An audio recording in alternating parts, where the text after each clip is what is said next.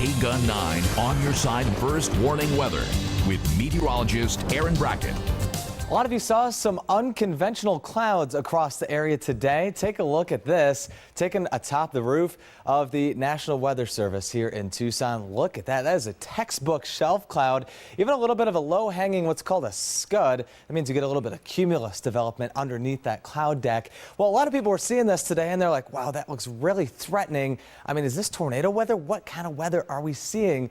What this is, that's a classic shelf cloud. That means a lot of winds are in the storm and they'll kick up as it nears your location and as it passes over. And that happened to a lot of folks today. But along with that, a lot of rain was in there, and that meant that those cloud decks were a little bit lower across the region. So ominous looking clouds all over southern Arizona today. Greg Peters sent this one in, and you can see the storm had just passed and it brought a lot of mud onto the street where he was. This was off to the side of the road. You could see water flowing there in the desert and moving over some of the smaller hills as well. So look at the radar right now. We're mostly clear in Tucson, although the extreme southwest side near Drexel Heights, north of Sahuarita, we've been watching a very small area of showers that continued to develop over the same region. Finally now pushing off to the west. We're seeing some clear skies overhead, but mostly cloudy conditions still will remain all night. The lightning is off to the north. It's far off to the north, as a matter of fact. It'll be hard to see at this point. Northern Pinal County as you approach Phoenix currently, and there's not much more to the east, at least in the time being. Now, that's not to say that we'll get a couple rogue showers that'll develop throughout the overnight hours, but still our atmosphere is really worked over from the showers and storms we had earlier on today. So that possibility relatively low. Look at that 70-degree dew point here in the desert. Who says it's a dry heat? Humidity 76%. With dew points and humidities that high, this temperature of 78 is not going to fall that much further.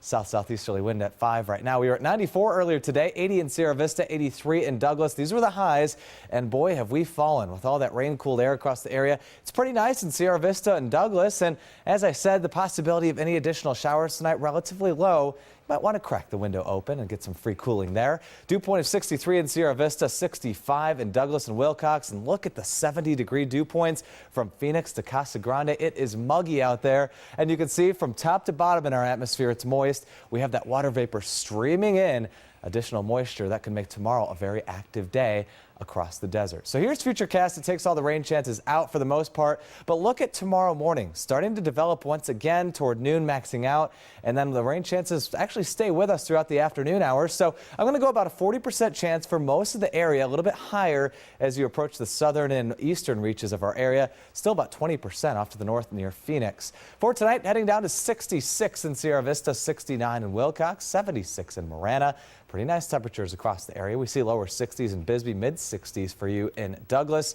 Here in Tucson, heading to 75. Pretty muggy out there. Thunderstorms, they've pretty much decreased across the area. We'll see just about a 10% chance of any further development. Tomorrow up to 93 degrees. Sierra Vista, 10 degrees cooler than that. Still nice, but a good chance of thunderstorms across the area continues.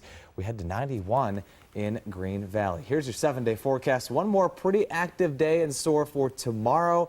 93 degrees. We keep the temperatures under control as we start out the work week, and those rain chances go down. But as we look toward next weekend, we could be close to 100 yet again. A slow ramp up in those temperatures and a slow downtick of the rain chances. So one more day. We're going to hold on tomorrow, watching out for those flash flooding concerns as well. Yeah, well, I was